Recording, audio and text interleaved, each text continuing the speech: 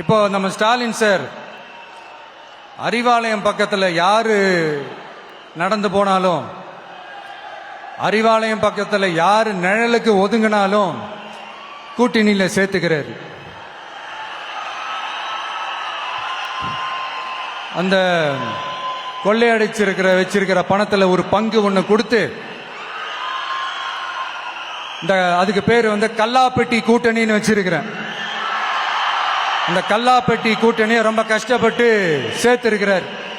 ஆனா அவருக்கு நான் சொல்றேன், இந்த அறத பழைய கூட்டணி கணக்குகளோ இந்த கொள்ளையடிச்ச பணத்தையே வச்சு எங்க மக்களை ஏமாத்தி எல்லாம் ஜெயிக்க முடியாது. ஏன்னா இது மாபெரும் மக்கள் சக்தியான வித்தியாசமான விசில் புரட்சி எலெக்ஷன்.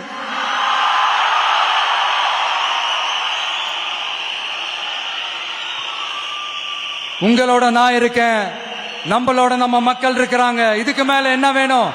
கான்பிடென்டா இருங்க, நல்லதே நடக்கும், வெற்றி நிச்சயம். மீண்டும் சந்திக்கும் வரை நன்றி, வணக்கம். என் நண்பர்களே, ஒரு சின்ன ரிக்வெஸ்ட்.